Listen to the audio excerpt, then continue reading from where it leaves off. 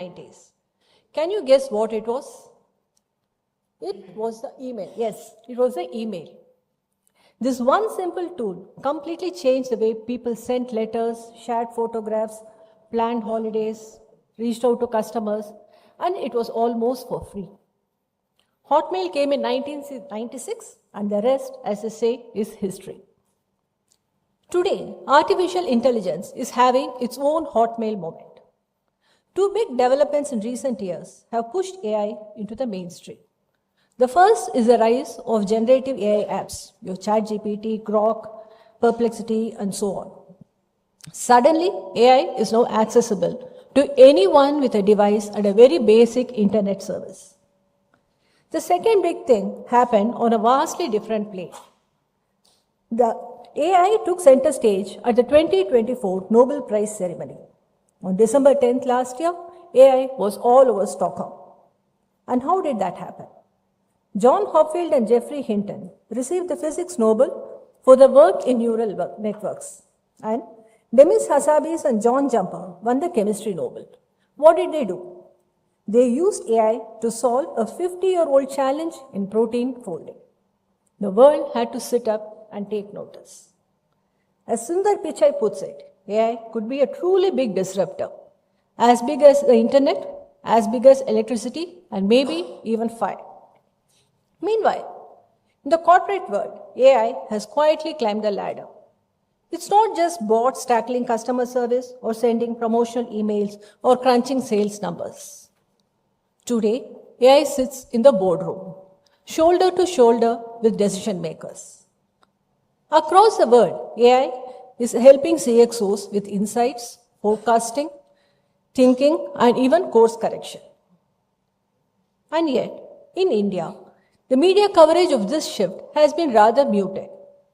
We talk about the ethics, we talk about the job losses, we talk about morality, we talk about regulation, everything related to AI. But then, what about the real world operational impact? What does AI mean for decision makers? How much should CEOs trust it? How far should they go and where should they hit pause? Who do they loop in and who do they keep out of decision making? And then there's a $1 billion data question. Who feeds the data? How much goes in? And what about the security of this data? These are questions that business leaders, not just in India, but worldwide, are struggling with. Let's look at some numbers here. A Gartner report for 2025 says 77% of CXOs are rebuilding their businesses around AI. And a Wall Street Journal, again from this year, says 75% of global CEOs plan to increase their AI budgets this year. And then there is a Harris poll which says over 70% of CEOs are worried that they might lose their jobs in 2 years unless they're able to deliver AI-driven gains. And there's one more telling survey, this is from IBM, which says 2/3 of global CEOs are going for the next tech just to avoid falling behind. And that is not strategy. It is fear of missing out, FOMO. So the real question for you is, should you embrace AI out of FOMO or through foresight? Should it be a rushed response to your competition or a carefully planned step towards transformation? And that is why we are here. At the Federal, we don't just see, report, and move on. As an independent media house committed to insightful, balanced journalism, we want to start meaningful conversations with you.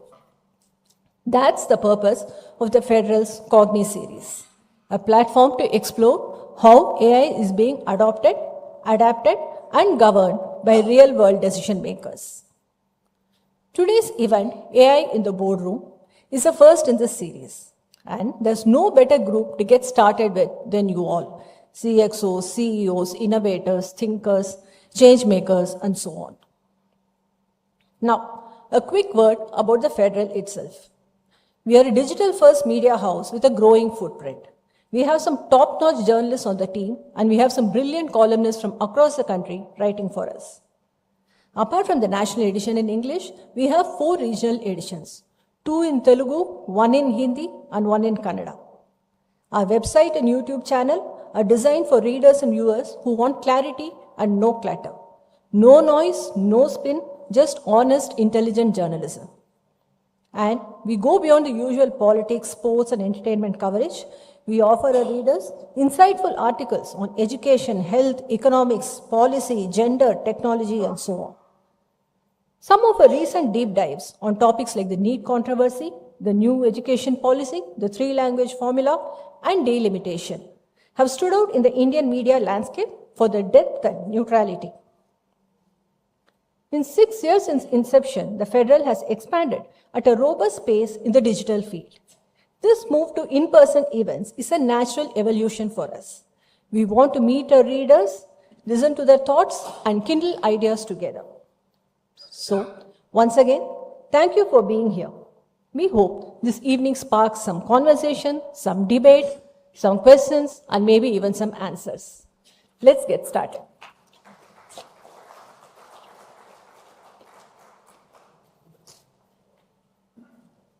Thanks very much for your opening remarks, Imam. I would now like to request Group Captain Mr. Vijay Kumar to share a few words. Sir, please.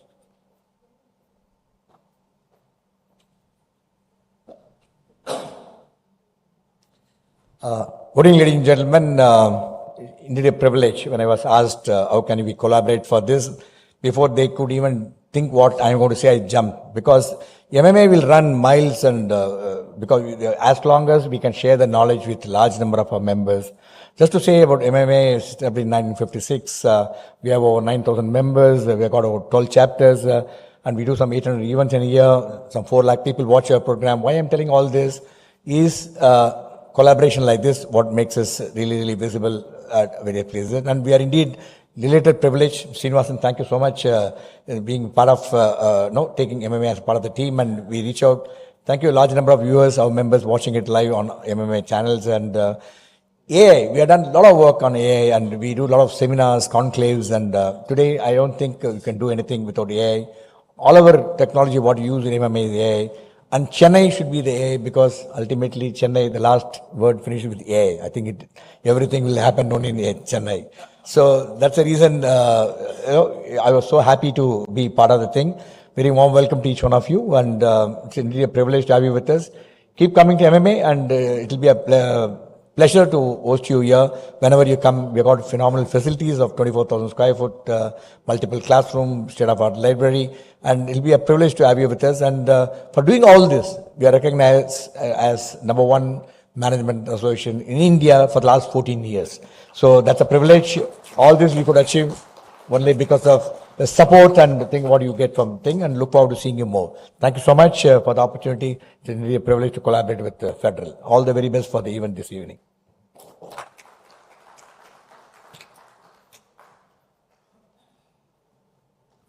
Thank you, sir, for your kind words as you represent the MMA. And up next is our much anticipated fireside chat on the topic AI as a strategic partner, not just as a tech tool. As AI increasingly shapes strategic decisions across industries, this conversation will explore its evolving role beyond technology. Joining us this evening is Mr. Dinesh Varadarajan. He's the Chief Product Officer at KISSFlow, and the session will be moderated by our Editor-in-Chief, Mr. S. Srinivasan. Please join me in welcoming them.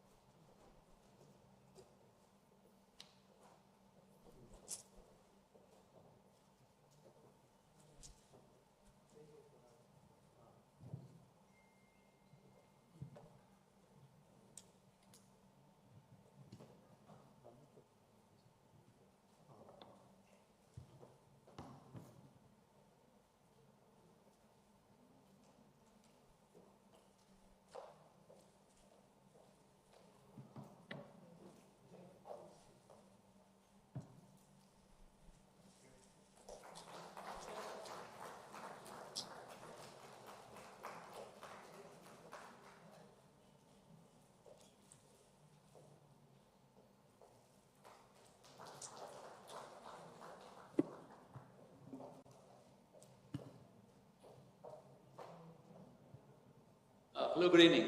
Welcome, everybody. I've lived in Delhi for a long time.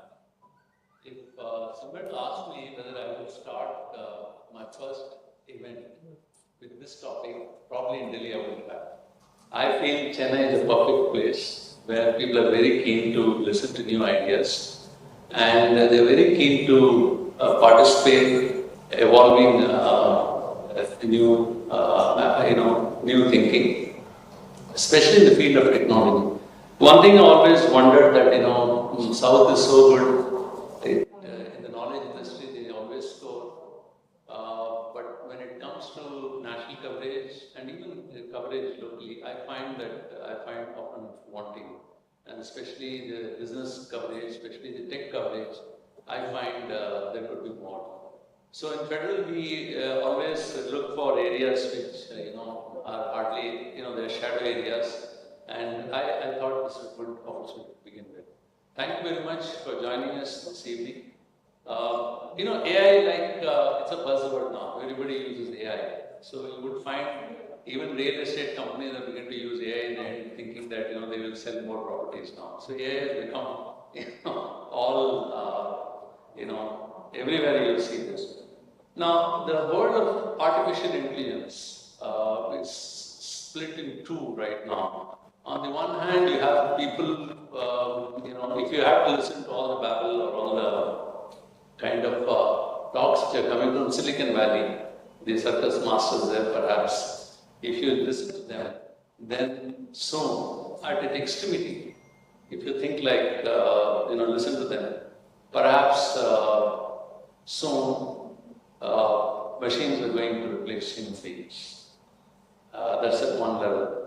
But on the other level, there are people who are pretty skeptic and they think that, look, it's just another technology. It is, perhaps we have to start using it the way electricity, the way it evolved, or the industrial revolution, the way it changed the whole working pattern. It's simply that. I think, as always, truth lies somewhere in between. And I would, start with, the first question with Dinesh. As a chief product officer, you have a lot of experience, you have visited a lot of boardrooms, you have made presentations perhaps. Where do you think right now, where do you place this between the two expertise? Where do you see AI now? What is your view? First, thank you for inviting me to this, and it's a pleasure being part of an esteemed community here as well. As you said, you'll probably talk about the paradigm shifts. At least I'm old enough to be part of 3 paradigm shifts. The first one being internet, and the next one, smartphones, and of course the cloud computing as well, right, which actually took the software to the world. But this paradigm is completely different than what we went through, right? People normally compare against when the automobiles were invented. Right? The world around that changed, everything changed, right? But it's beyond that, in the sense, in every paradigm shift, it created a lot of new opportunities. But this paradigm is helping one set of folks to a lot, especially people who are taking decisions, who are the visionaries. And it's also extremely difficult for the other set of folks who just follow the instructions, the doers. If you think about it, we have like thinkers and doers. Thinkers, it's a phenomenal achievement. It's going to improve the capability of the thinkers by 10x, or 100x rather. But if you look at any organization, the majority of the folks are the doers, people who follow instructions. And AI is going to do that. Yeah, normally it's 6 to 8%. Yeah. So AI would increase that percentage, or there'll be more doers now? There'll be less doers. AI is the doer. Right. I'll probably give an example, right, which happened in our organization. Of course, there used to be a term called cloud washing, right? When the cloud computing was invented, all the companies who were like having products, suddenly they deployed in the cloud service providers and say, I am a cloud product, right? They didn't change anything. Just that instead of deploying in their own machines, they deployed in cloud. Right now, every company is calling their company as an AI company. They didn't change anything, right? They just put a layer of AI, like a band-aid, right? And they call it an AI product. So we don't want to get into the same. We don't want to put a band-aid. Rather, we want to build a new version of the product. Naturally, when you want to build a new version of the product, what do? You have a lot of discussions. You call your team, give them instruction, ask them to develop the product. Naturally, any new version takes time because there's a lot of translation involved. When you have more people, they need to translate to the next level, they need to translate to the next level, and they need to have like 50 people working on the product. Instead, we said, we part of the founding team, we'll probably do it ourselves, 4 of us. The first version of the product, we wrote code like 10 years back. We are able to implement the first version of the product in 4 days. And we didn't write a single line of code. The whole code is generated. Because we know what we want. If you are clear about what you need, then AI will do it for you. And if you actually think about the thinkers or the decision makers, they exactly know what is needed. Majority of the time, they are not able to get it done because they have a team who need to do it for them. But with AI, the executive team or the leadership team will be able to do it themselves. And that's the major advantage of this. Yeah, so in some, if I have to summarize in one line, you're saying that people in the boardroom really have to decide what is it they want to get out of this. They know it because they're in the business. Yeah. So I'll take you to the next important issue here about the AI adoption. How much companies are adopting this? I'll read out some numbers here. A team lead study revealed high AI adoption in pharma and healthcare, 52% in India, followed by 43% FMCG. Even manufacturing is around 28%, which I doubt. You can tell me that. And an NITI Aayog report makes a fantastic claim that 59% of large Indian enterprises, that's having employees over 1,000, report active AI deployment highest among surveyed countries. So whatever they've done a survey, and then they're saying that this deployment is highest.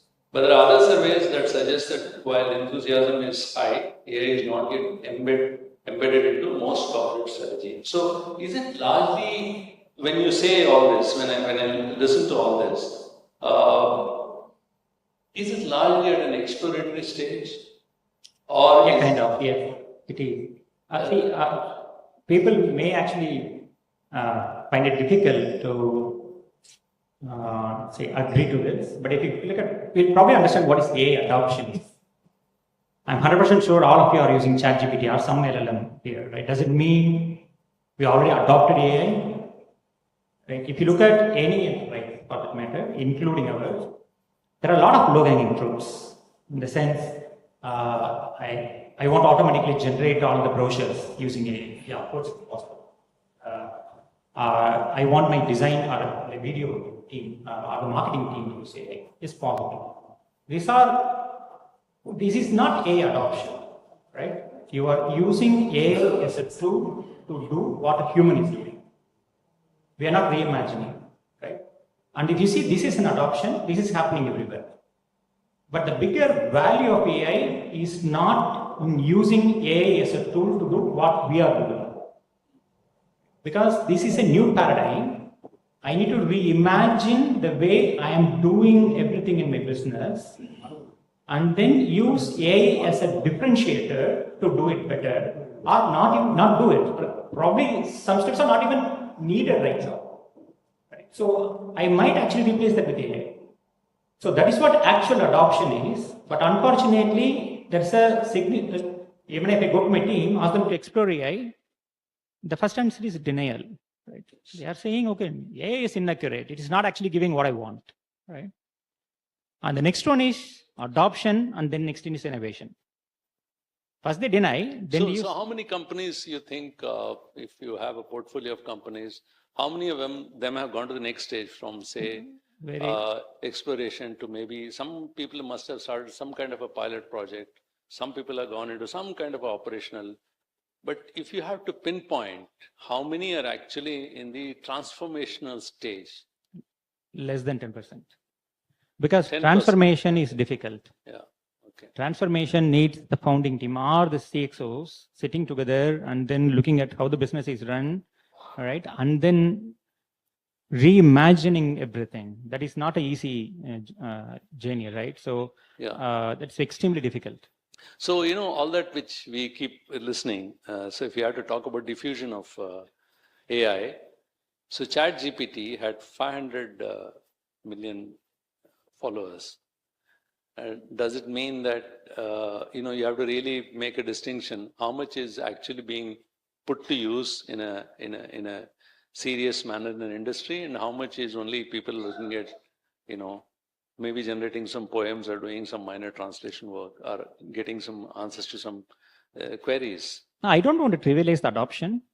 The adoption is important and serious. That said, it's not transformative. All right. There was a very, very familiar use case about a company called Klarna, a Swedish fintech company. I don't know how many of you heard of that, because Klarna used AI and then is able to replace 700 people support staff within the organization. All right. But you know what happened now? Last week, they got them back. Not all of them, of course, right? But they said only AI is not helping, right? We need human in the loop for many of the cases. So that is transformation, because they completely want to rewire the way they run the business. Of course, there are challenges. So they are able to figure out a way to get out of that. But there are like handful of companies who are actually doing transformation at that scale. Right. Right. Pretty much all the other companies are replacing certain functions or certain ways of how they operate, right? That's what they use AI. So when you get into say a boardroom to make a presentation or something, when you're trying to acquire a client, what is the level of appreciation from the founders, from the board members? What is the level of their own understanding of AI, and how much they think it will affect them? Of course, I'll come later to that, the financial question, but even cultural aspect or dealing with humans. What is the kind of responses you receive from them? What are their, initial apprehensions, or when you present, what are the kind of, answers you get from them, or queries you get from them rather? Okay, at least in my interactions, people understand the impact. It is not like they are trivializing the impact of AI. They know they need to change. They know the business models or even everything that is related to people working with them, everything need to change. They understand the urgency as well.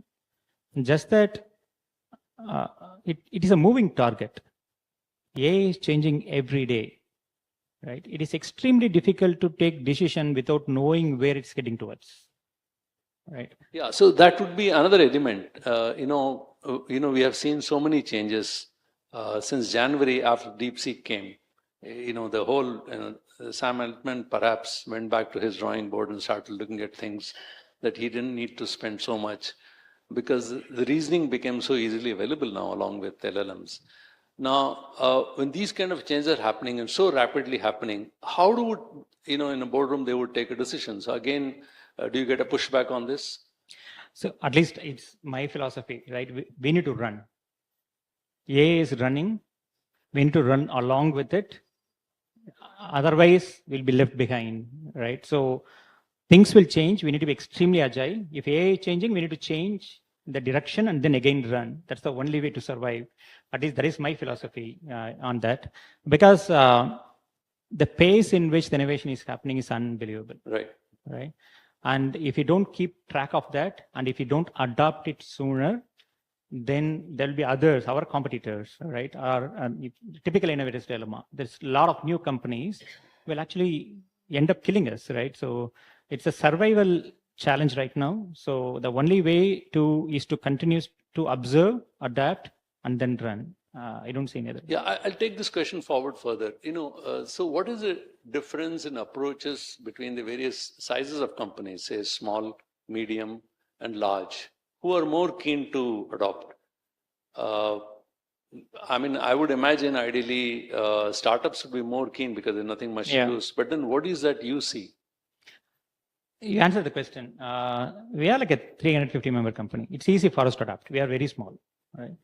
But again, if you look at the bigger company, it's like turning a ship. Even if you want to turn the ship by a few degrees, it's going to be extremely difficult, right? Because they have other priorities. Every function will have a different priority. We have an internal joke running. If you go to Google I/O, you see at least 20, 30 different products that is getting launched. But again, if you look at number of products that are actually used by the customers, it's very less. Because Google I/O is nothing but a presentation that is shared to Sundar Pichai a day before by like 10 different teams within Google, right? Everyone have their own priorities. Extremely difficult to channelize the energy in a bigger organization towards a common objective, right? That's where, again, going back to innovator's dilemma, that's the reason the startups end up killing the bigger companies, because startups don't have the baggage, right? They'll be able to innovate very quickly. You see, the other important aspect for you is data. And what kind of challenges you face in getting a data? Because you see, there must be governance issues in some of the industries, especially if you're going to deal with something like banking or other financial intermediation, you will have some kind of an issue there because they have to deal with those laws as well, governance laws as well. So how much of data they're willing to part, especially when you're going to use open source, when they're going to build products for them, what kind of pushback you get there? No, before that, the bigger challenge is availability of data itself, right? Right. Because if you take any organization, they have like so many tools. There is nothing like a central data repository. I agree. Yeah. See, unfortunately, for AI to work, you need to have data. Data that is in like one single place, data from across like different systems. Data, even if it is not structurally connected, at least should be logical connection between data. The bigger challenge in transformation, it's about I need to go and change, at least make sure the data is available. There is a central data warehouse or a data lake, right? Where our data is available. And data security is the second problem, right? Yeah, I don't think we have a very good culture of collecting data, and I mean that's a big gap in our. Yeah. So even in businesses, you might be facing that. That's true. But then you have new tools now. You can get. You need not get only structured, even unstructured data. You can use. You can get into what is called data lakes or some. These are expressions which you guys use. But are companies willing to invest in that? A good question. The answer is they should. Which means they are not. A lot of companies level already which invested in this, right? It's like Right. a lot of big companies already invested in data lakes. They know this. They are like doing it for like many years now. But just that it is not quite prevalent, right? And if I have to compete in the new era, right, then I need to make that investment right now. I need to make sure the data is available in like one central place. And AI needs data to give insights. And if data is like spread across multiple different systems, data silos, then I'm not going to get insights because of AI. And but if you look at all these things, these are like huge transformations. This is not like tomorrow I will get it done, right? Someone need to have a conviction, believing this is very important for the future of the organization, and they need to invest in that. Only then, whatever power that we are trying to harness out of AI, I will be able to achieve that. Right. So I'll come to a very different question. Workflows are very important for an organization to govern and to produce. Everywhere, you have to have a certain workflow, whether it is, a service sector or a manufacturing or anywhere. I imagine when I'm not a techie, but I imagine when you're trying to make algorithm out of that, and you must be asking about those processes because you're trying to mimic them in a way. You're going to ask them those questions, raise those questions to the middle management and the other who are supervisory. Aren't their question also come once this is settled? Are these same managers will be in a position to operate them because they're not going to be engineers? They would be perhaps thinking that they might lose a job. So how do you deal with these kind of contradictions? Now, running business is as simple as that, right? We all have workflows. We are talking about an example of a very simple reimbursement request. Right? We don't take decisions based on facts and rules. There are AI can work only with data that is in the system. But if you look at any decision that we take every day, that is based on a lot of information that doesn't exist in the system. Right? talking about example, there are a lot of things that are connected. Of course, in Chennai flood, something happened to my car, and the service center, they need to get parts from a different country. And they said typically the ETA is like 15 days. Right? I know it's not possible because there is a war that is happening in Yemen. Right? It's a detour. It's going to take like 15 more days. But how will AI predict that information? Because this is not even connected. Any decision that we take in business every day is based on a lot of information that is not logically connected. I know this person, I can trust this person. If he submits something, I'll go and approve because I know this person really well, right? And he's going to probably Singapore. Singapore is like slightly more expensive than going to Mumbai, right? I don't have a rule in the system to define how much they should reimburse for this particular country. So there are a lot of decisions that we take based on the experiential knowledge that we have and an opinion I have about something, right? And that's where the AI will fail. So it's extremely important to use AI as an augmentation, right? I am doing something, and AI is going to help me in doing it well. And I don't think AI will ever replace the managers who is defining the process. Because if everything goes by process, then we don't have to be here, right? The system will automatically run. So, yeah, so that stage hasn't yet come. Would you say that? The next question, probably whenever it goes to boardroom, is about budgeting. And are they, there's an estimate that 67% of companies are spending less than 10% of what their IT budget is on AI initiatives. So when the spend is so low, with this kind of modest allocation, how do you expect, AI taking off? So how do you deal with this? How do you, kind of convince the board that, look, you need to invest more in this? No, it again goes back to the transformation point that you're talking about, because when you're going to save a lot of money by reimagining how we are actually doing something, right? Yeah. That money need to go into AI. AI is expensive right now. It's not cheap. And then actually the cost will come down like any other technology advancement that's happening the last 20 years. But right now it's expensive. But again, if you look at the ROI, because I'm saving significant money through AI, so for that to happen, I need to invest in AI. Right? Probably that's the... So when you say ROI, return on investment, but in a medium term, they'll have to lose some money. They have to. They have to. So are they prepared for that? Because are you able to show them a long-term goal? It is about the kind of initiatives that you take. It's extremely difficult to go into a boardroom and saying, I need like $1 million. Any case study which you have come across where you like substantial savings have happened? I'm not even saying ROI, even savings. Quite a few cases. A lot of very interesting cases as well. I don't know how much time we have, but again, one case you can give. Okay. That'll be more interesting. One of the biggest oil and gas customers for us. All right. They did something that is very phenomenal in the sense they have fuel stations all across LATAM and Africa, and they need to take care of auditing, right? Because the fuel stations, for example, if someone is not refueling in like 10 minutes, then they need to initiate a trigger, right? And they have like cameras everywhere, and there are like a lot of restricted zones. And someone is moving inside the restriction zones, it might actually get a heavy penalty as well. So it will be immediately triggered a warning to the system as well.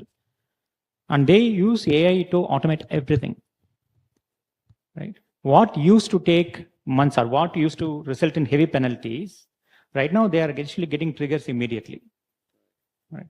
And this is not something very complex as well. These are like very simple implementations. It is not like very expensive as well. So we are having a conversation about where to use AI. The bigger need in AI is to know what to do with AI. If you know what the problems that they need to solve through AI, solving is quite easy, right? That doesn't need any organization to build their own LLMs or anything like that, foundational models, right? Everything is available right there. As long as you know what to do with AI, you'll be able to do it. So when you go to the boardroom, it is about picking these challenges that result in significant cost, right? And then convince them on the investment in AI. Yeah, I'll come to a final question. the issue of regulation. In the US, Elon Musk doesn't want, he is against it. Europeans are very particular about it. What about India? We don't even have any basic framework. Is even the conversation. What will begin you on that. regulate? See, Or you think it hasn't even reached that stage? it's not, haven't reached the stage yet. First, we need to have roads. Then we'll think about signals and lanes, right? AI at a stage where we don't know where it is even heading towards, right? It's extremely difficult to put any yeah. regulation or rules right now. No, but you see, I agree that regulation, do you think regulation should come later, or at some level they have to start thinking about it, isn't it? Thinking is continuous process, right? People are continuously thinking about how to regulate everything, but it is too early, I guess, right? We need to.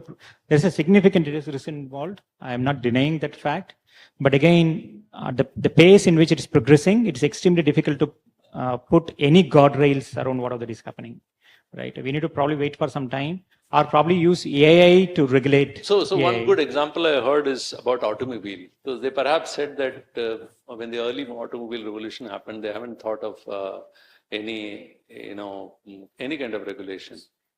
So only later, when the accident began to happen, when the auto companies started thinking of doing that. But are you going to wait? Because AI is going to change things very fast. That's what I'm hearing. So do you have that kind of time period with you? I'm not saying people are not implementing guardrails. The guardrails are always part of the system. Everyone, at least I am from the Terminator era, right?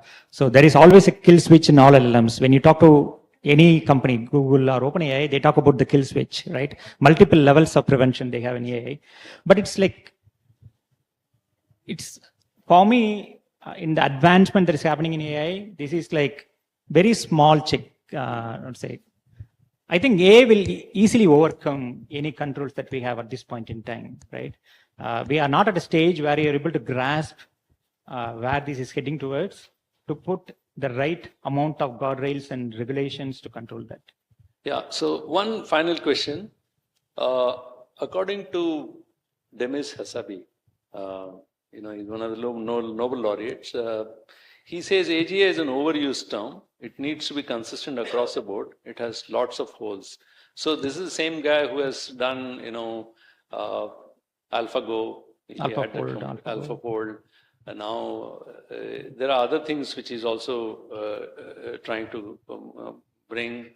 AlphaEvolve is kind of an intelligent model. It will actually reread and kind of self-improve even the various codes. In fact, he's even saying that, hallucination also good, it's creativity.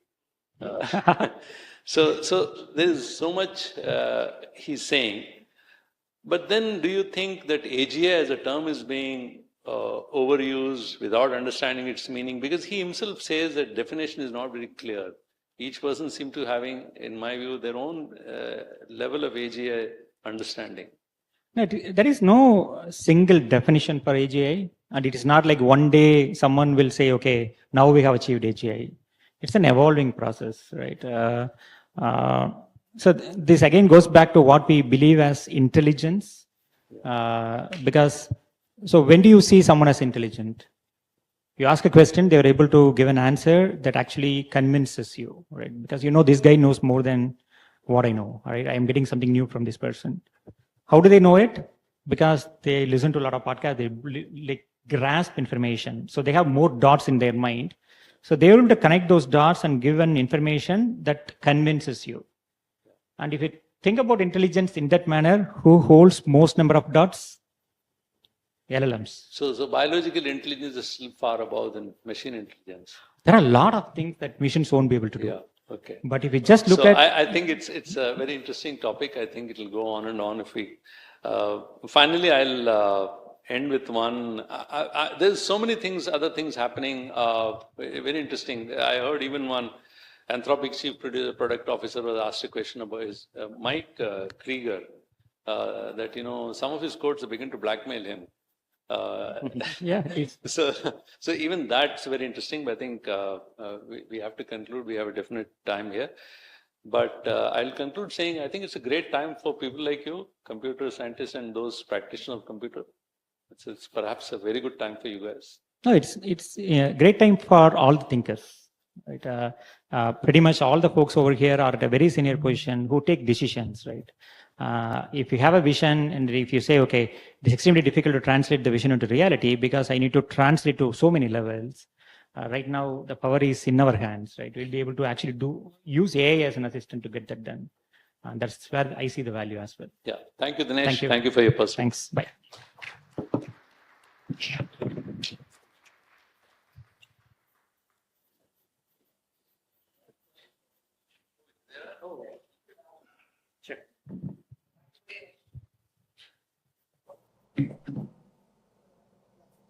Thank you very much, gentlemen, and thank you very much, Mr. Dinesh Vararajan, for your insightful thoughts. The floor is now open for questions. Please raise your hands. The volunteers can get the mics for you. Okay.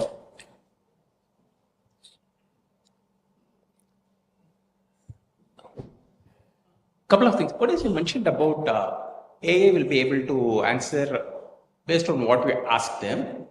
That was interesting. It all depends on what it knows, isn't it? Is it that it knows everything or it is limited by what it is fed into it?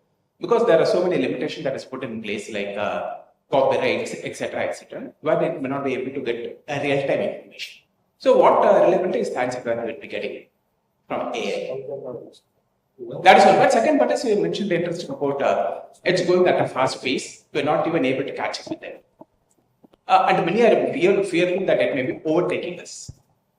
If AI is posed to question, assuming that AI knows everything, will it be in a position to answer when it is going to overtake us? Thank you.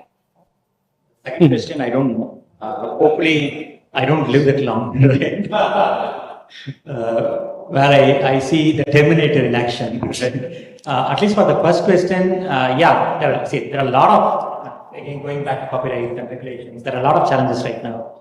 But the bigger challenge is it's learning at the pace that none of the humans can learn.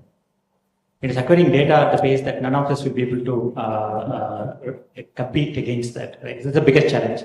So if you ask me, is there a person who I rely on more than LLM to get information or knowledge? Right now, I don't know anyone.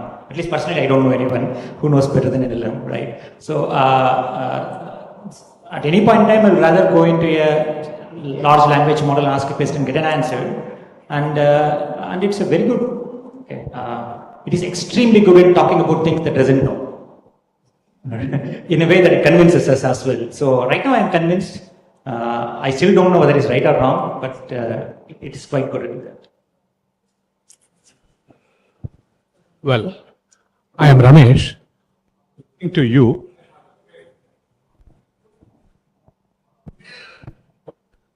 Is it okay? Are you? Yeah.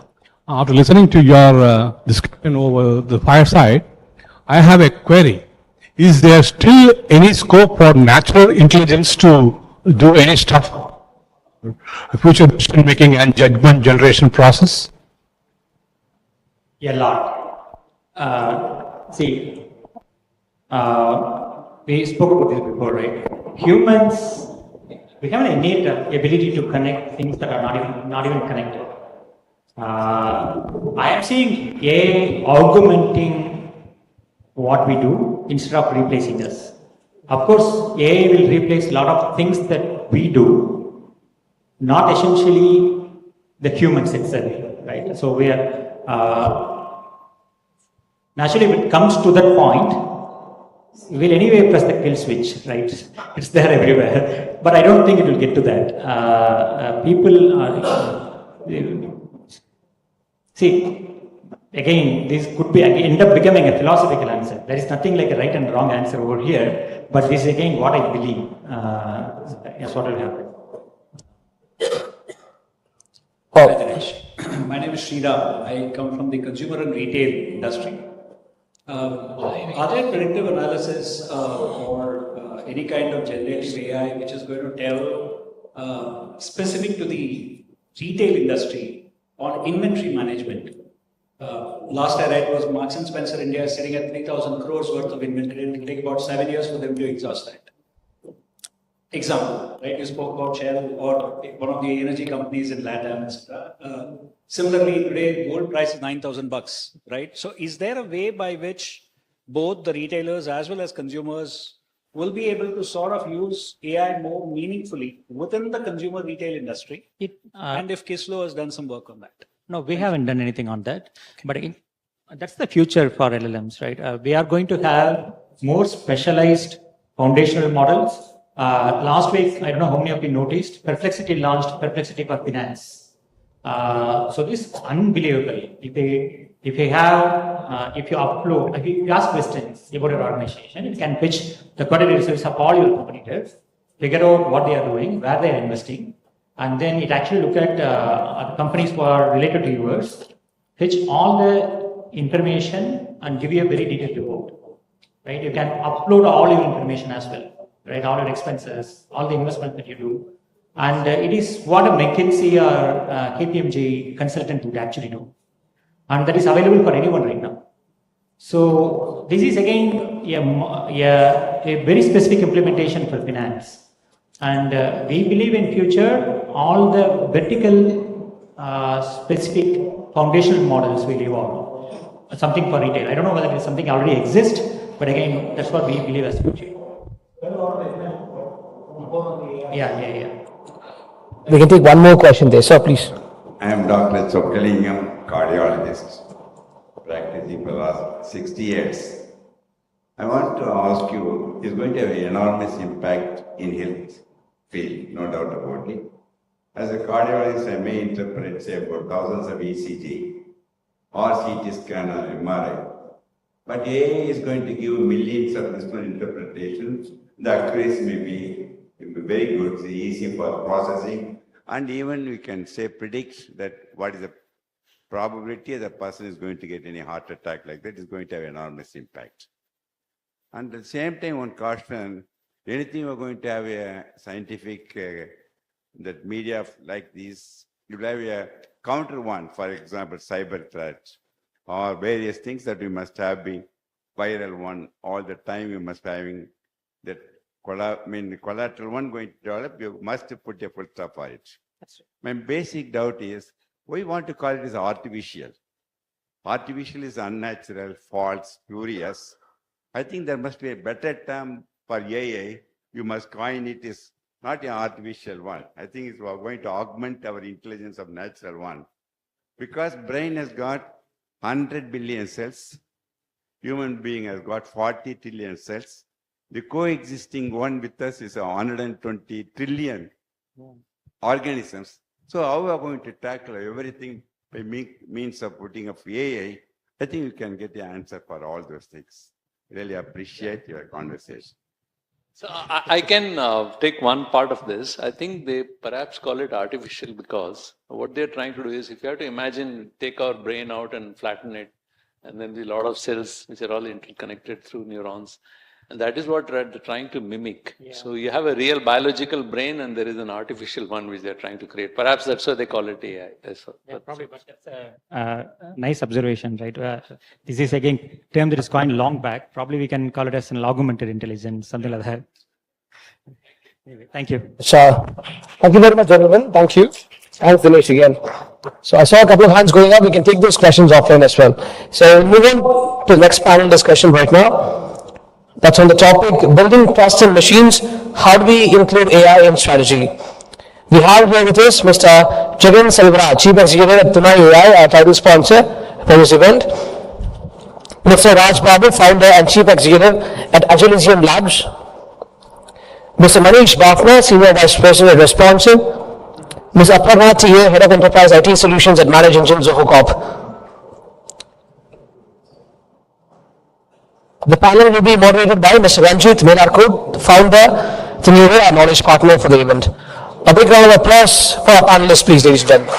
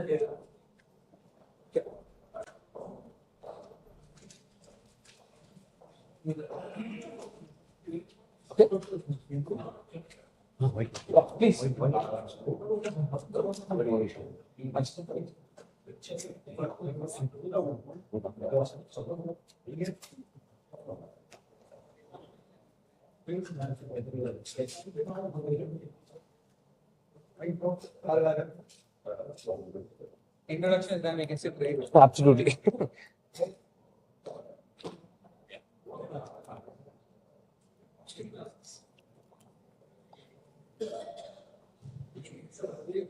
You're in the middle, rightly in the middle.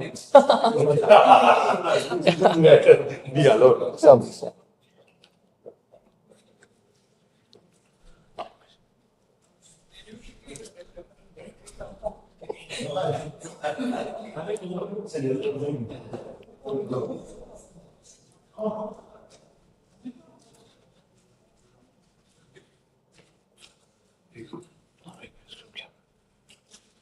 Okay.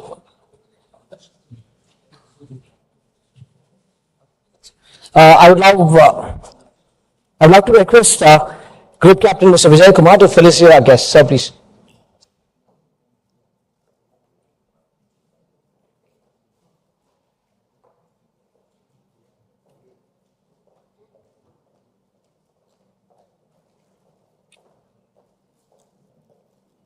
For the opportunity.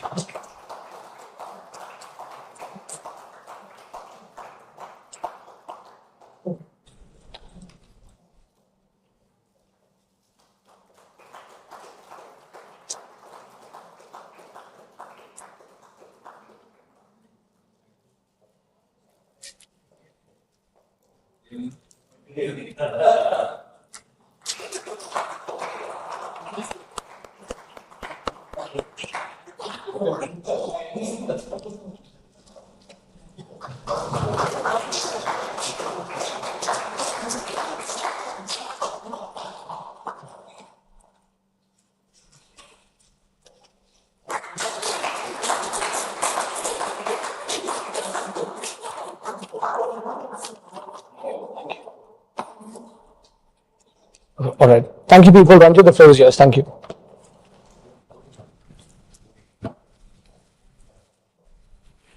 Awesome. Hi, can you all hear me? Awesome. Hi. So, my name is Ranjit Melarkot, and I'm the founder of something called the Neural, and we're partners with the federal, for this event. And what we do is we run a community, that's basically focused on accelerating AI adoption. So when Srini and the federal team reached out saying, hey, would you like to jump on board this? I said, of course, yes, it's on the boardroom, and of course I'm on board. So fun fact to share, right? I mean, to start this discussion off, in 2023, Hansen Robotics actually appointed a robot, Sophia, as a boardroom, as a boardroom watcher, What Sophia did, I have no clue, but she was there as somebody watching the boardroom. Maybe they were just recording what everybody was doing, not very clear about it. And also very interesting, another interesting note to share, for those of you who've been to San Francisco, a very interesting thing happened in May, right? Which is that in San Francisco, you can get a ride. I mean, there is no Ola or Uber. There are multiple other companies. They have ride share, and then they have autonomous taxis, right? Very, very cool autonomous taxis. They just fly all over. In May, the share of autonomous taxis in San Francisco went over the share of ride share cabs, which means that more people actually were in an autonomous taxi in San Francisco in May. And definitely, the boards of those autonomous companies are going to be discussing, what AI has in role for their businesses and how it actually is going to be impacting them. So just thought I'd share this with you guys to actually start off, this discussion. So we're here today to understand, AI, why, it's being discussed in the boardroom. What is the value that AI is delivering for it to even be discussed in the boardroom? I mean, is there really any value that's being delivered by AI? Then, of course, we'll delve a little bit into, what are the concerns? I mean, is everything okay with AI, or are there really some concerns that people should be chatting about? And to have this discussion with us, we have these illustrious panelists. So over to you guys for a quick 30-second intro. Sorry, not 30-minute. Hi, I am Jagan Selvaraj, and I have three companies, Entrance AI, InPysign AI, and Tunai AI. So if you take us, before 1 year, every of our companies are .coms or .ios. So we transformed everything into AI because we feel like the change should start from us when we start pitching it to our customers. So that's my quick introduction. Yeah, hi, I'm Aparna. I represent Manage Engine. We are a division of Zoho Corp. We've been around for about 25, close to 30 years now. I head the Enterprise Services Division. We also have a few products, 100 plus products in the SaaS world, and one of the early SaaS groomers from India. And we're certainly looking forward to another wave, riding another wave, technology wave AI. So that's about the introduction. Hey everyone, this is Manish here representing Responsive, and I head the engineering division at Responsive. So what we do is we provide platform for enterprises to respond to any kind of a questionnaire that they get. Maybe it's an RFP or RFI, RFQ, security questionnaires, due diligence questionnaires, any kind of questionnaires that the enterprise get from their prospects or from their customers. They use our platform to respond to it effectively. And I think you all can think that saying that, okay, when AI is coming into play, the first thing everyone talks about it, okay, AI is going to respond to the question. So that's what we are doing from long time. Hello everyone. Hello everyone. My name is Rajesh Babu Padmanabhan, go by Raj Babu. I'm the founder and CEO of Agilesium. I founded the company almost 10 years ago. We are primarily, we always were in data and analytics, but now we are into data analytics insights, and recently we taken AI, hyper-focused in pharma industry, helping pharma industry in US-based pharma industry in commercial operation, which is sales and marketing, and in R&D, in drug discovery, also looking at manufacturing. So basically, we look at the entire industry at the process level, and we try to see how we can transform those processes. Basically, all those codes should have been written in a non-AI code. So we are looking at transforming all that into agentic AI and making it, hyper intelligent, get a lot more effectiveness and efficiency. So that's what we do. Awesome. Thank you all for that. So we're going to dive back into it, right? So AI, Srini was probing Dinesh and, should AI, what is really the value of AI and, what's being discussed? So I think we need to first even start, we're trying to see whether we go a little bit behind that. I mean, AI is an IT topic. Should it really be in a boardroom, right? So that's the fundamental question. And sort of to give us perspectives, I think we'll start with you, Raj. So Raj, you have extensive experience working in Fortune 500 companies, running your own, business today. Running your own company today. Many people, have this view that AI is just a technology. Okay, that's explosive. Yeah. Clearly, AI doesn't agree with that. So Raj, many people have this view that AI is just a technology. Does it go beyond technology into strategy? What is your view, and how do you think, boards? Why do you think even boards view it?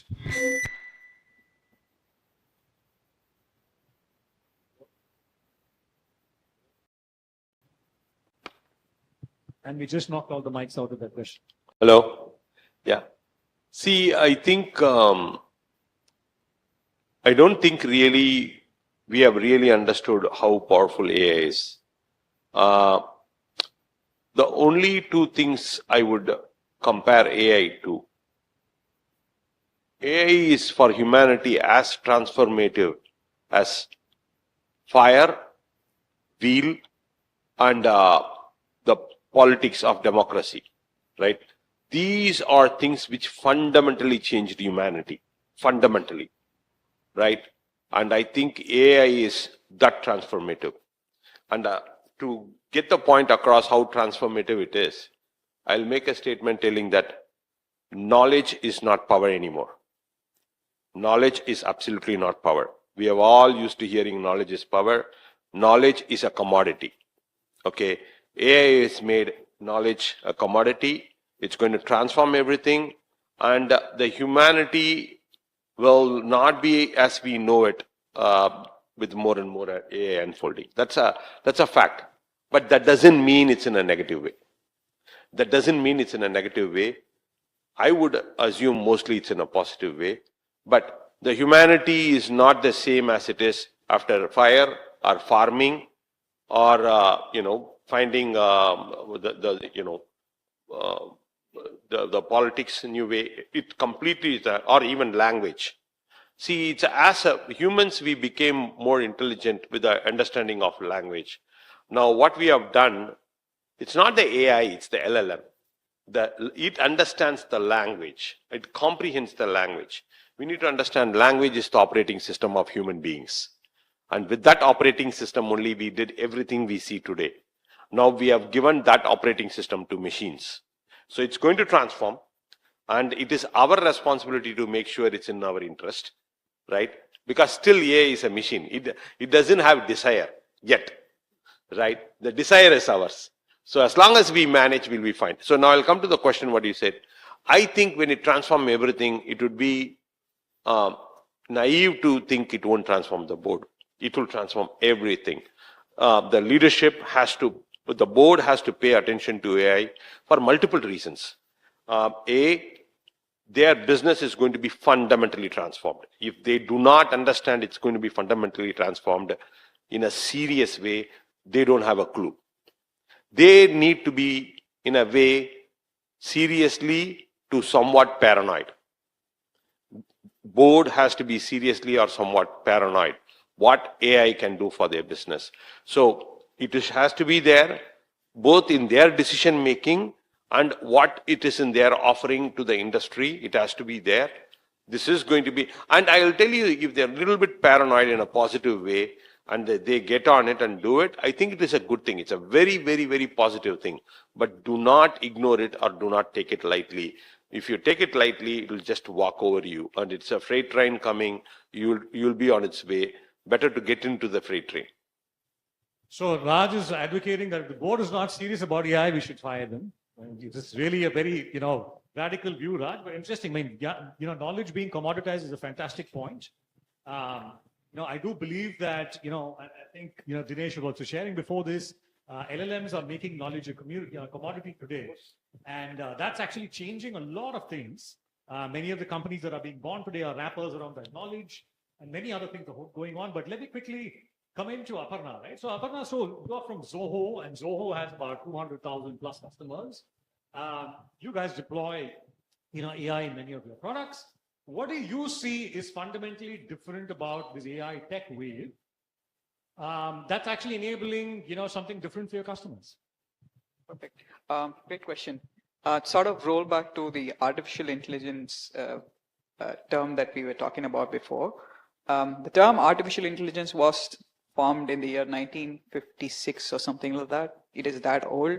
We're talking about the technology wave today. AI has been an undercurrent in a lot of our businesses for a lot of decades.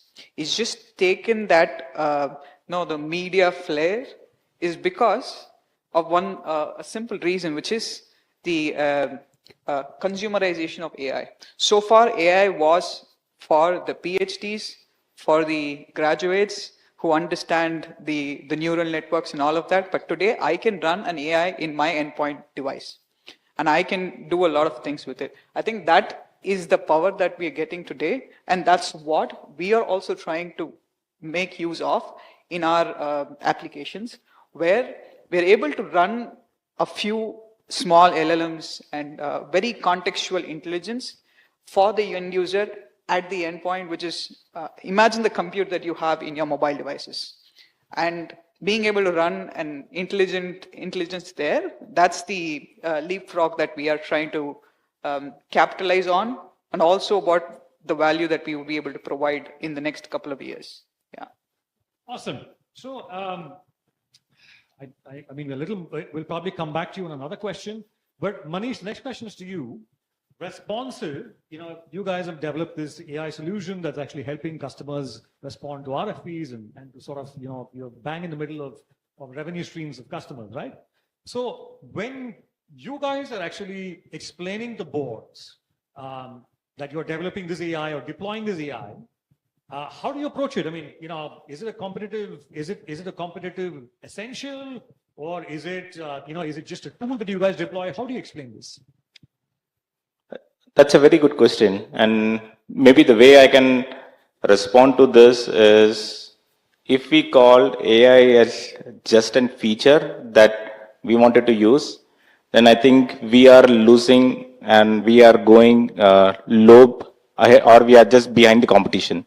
Because AI, yes, we can say it's just a feature, but it's a feature that transforms your complete business process.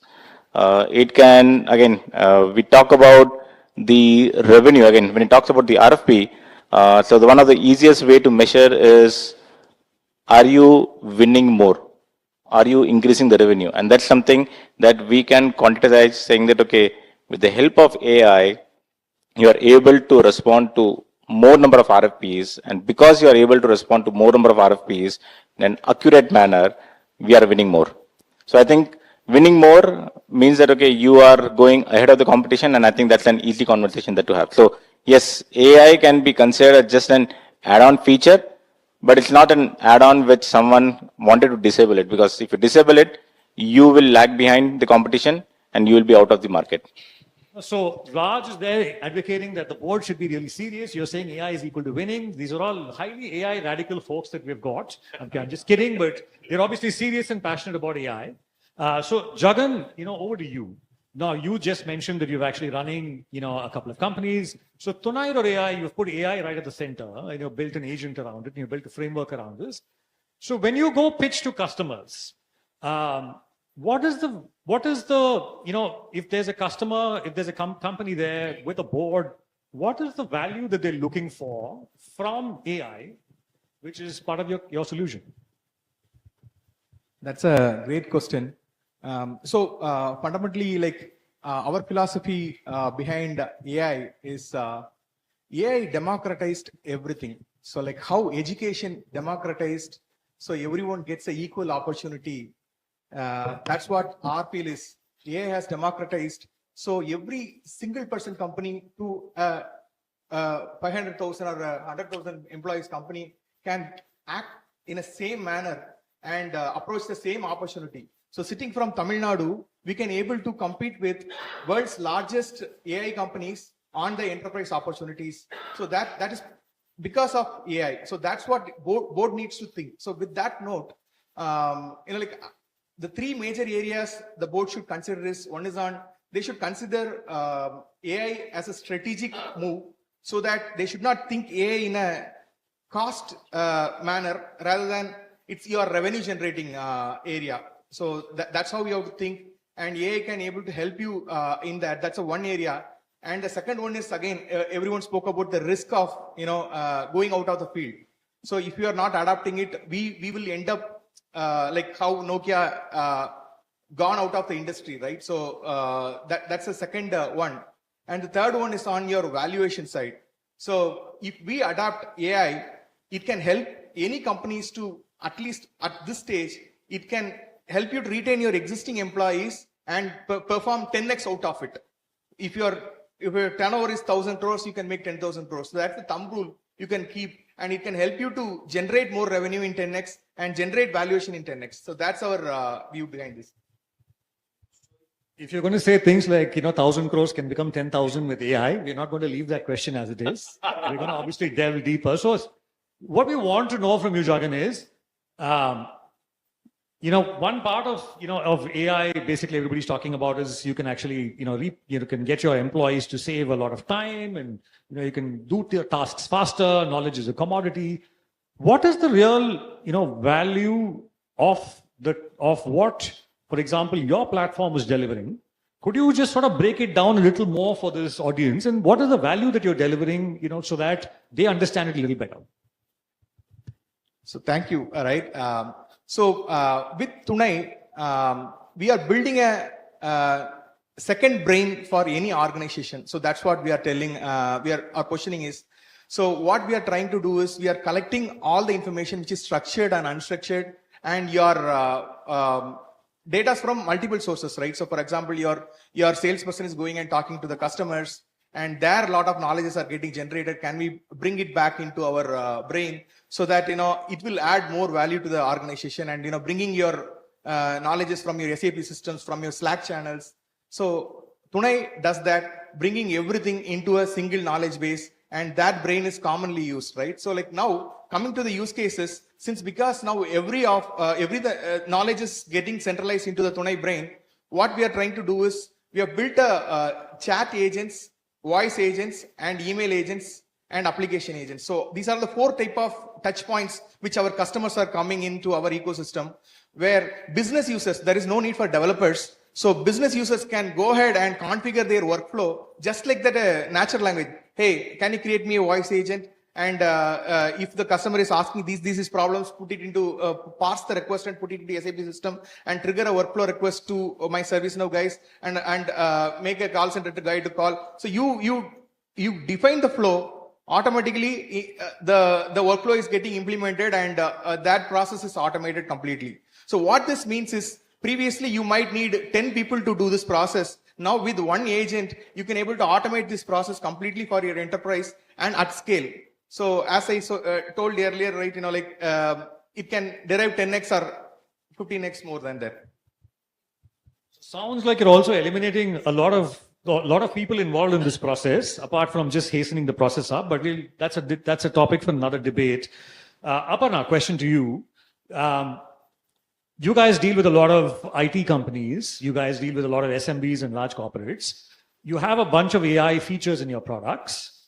What is the value that those companies are extracting from those AI features? Yeah, I think in terms of value, you can think about it in 3 ways. The first one is efficiency. A lot of what the SaaS tools or any of the on-prem software has been doing is automating a few jobs, right? Making it a lot more easier. What AI essentially is doing is 10xing that or 100xing that. So a simple, instead of you having to go to different tools and then configure, or 100xing that.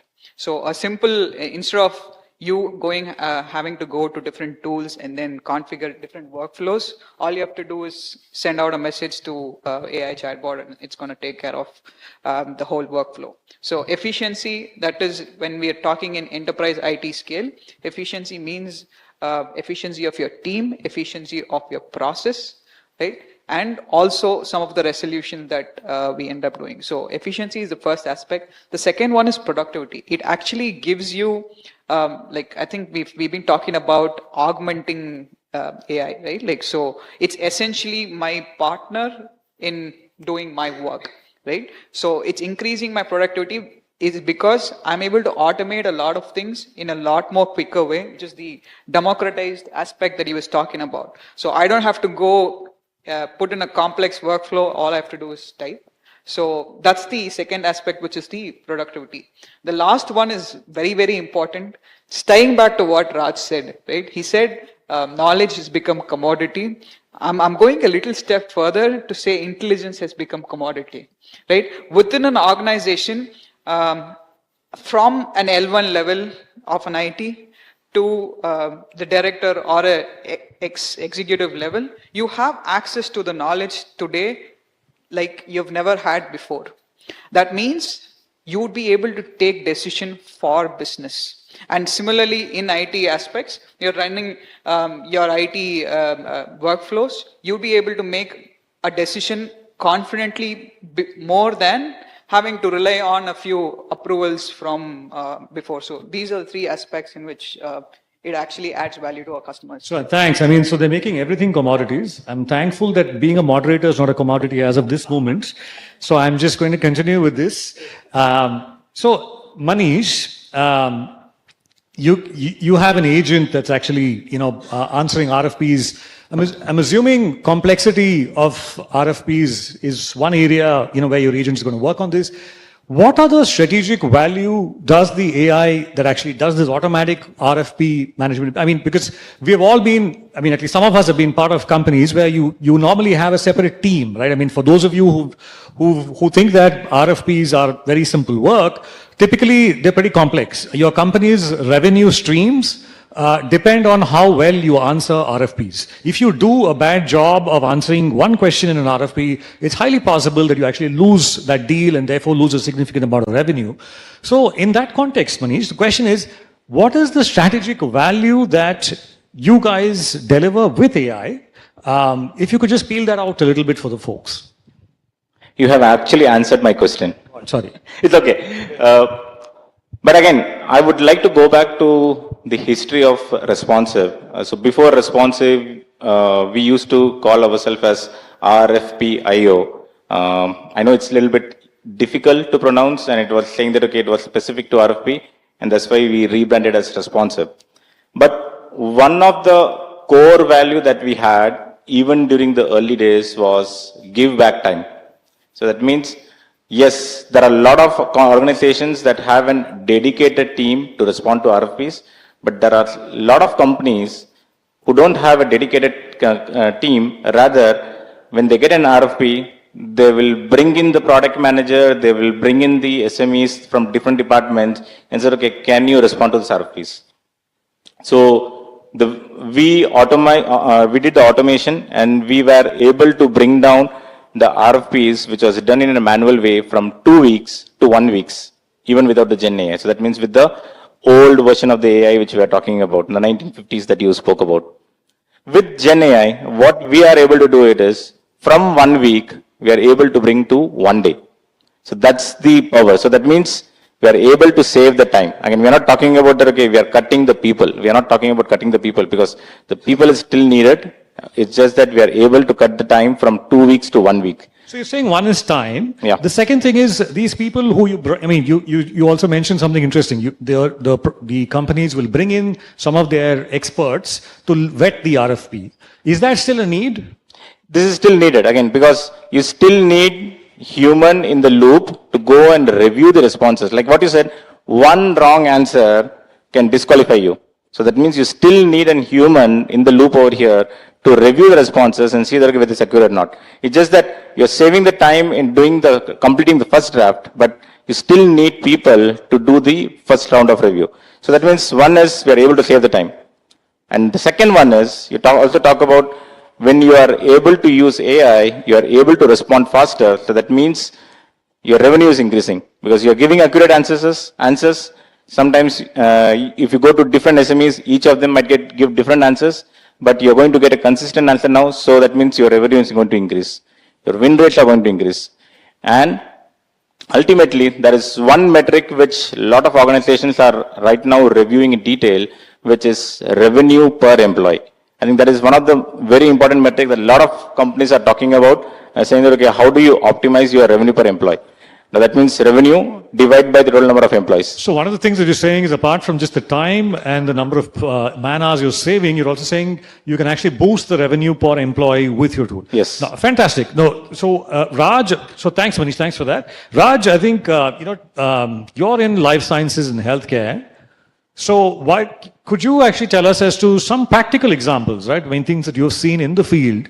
How has AI accelerated something? Has it actually saved lives? Has it really made an impact out there? Sure.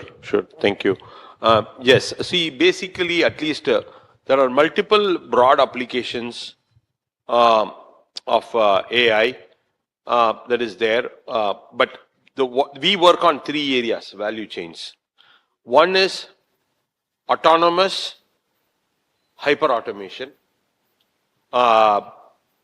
And another one is insights business. And then another one is comprehension and compression. So these are the three areas we work on. So what it means is the comprehension and compression is you can go and like it's a question answer basically.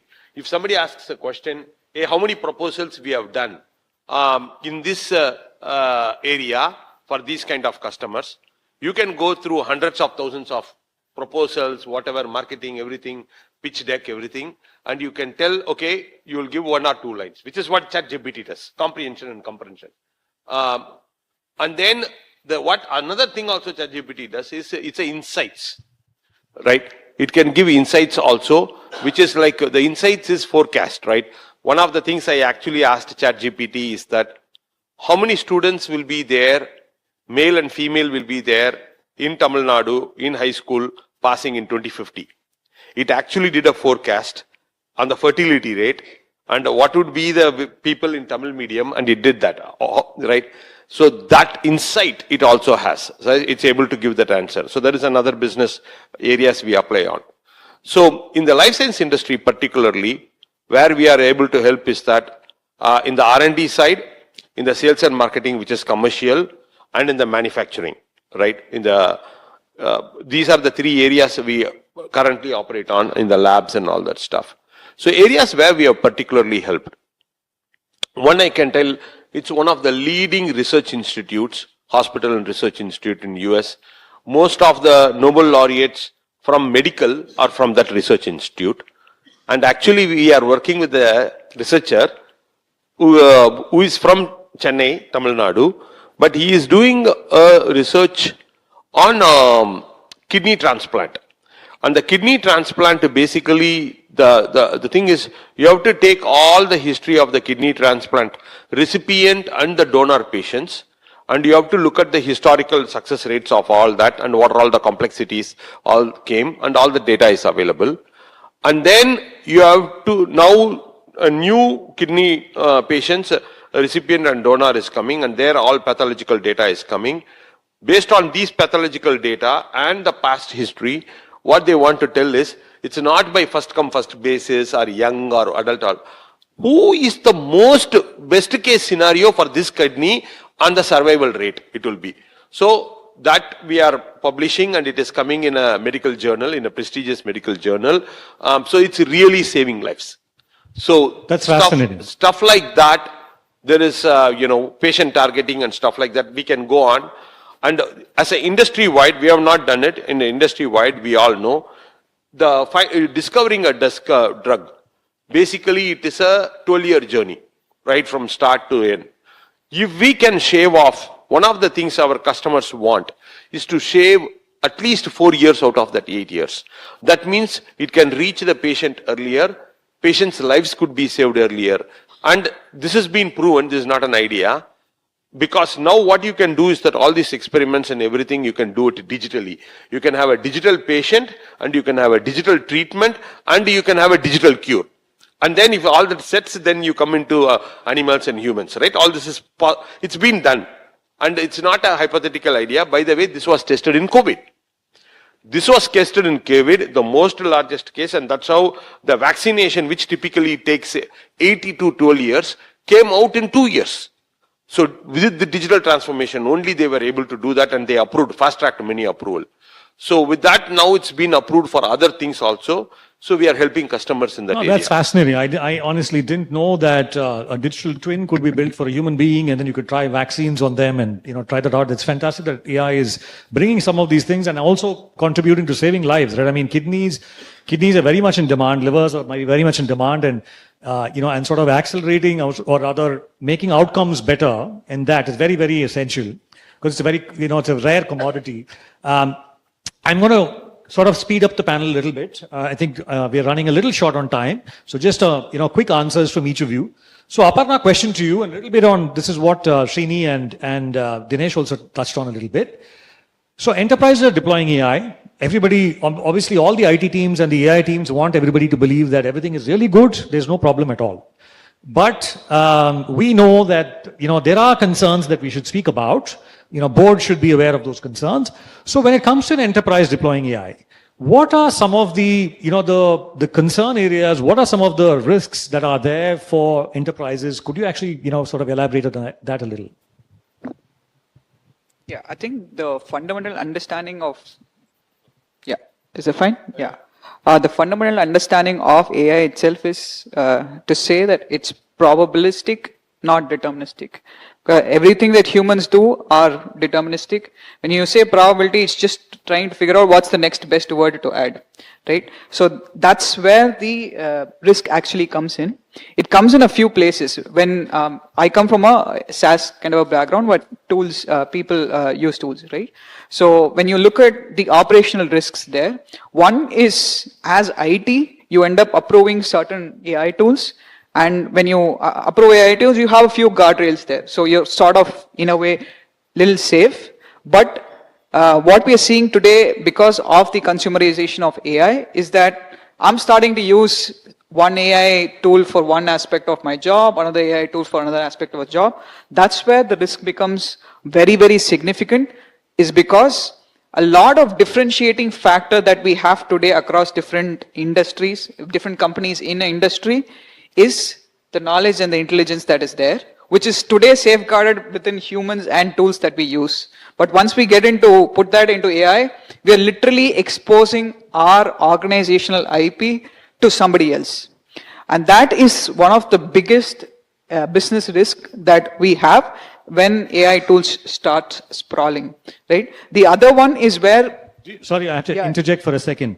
Do you think it's intentional that AI wants to learn from all conversations from you, and these big billion-dollar businesses want to steal everybody else's information?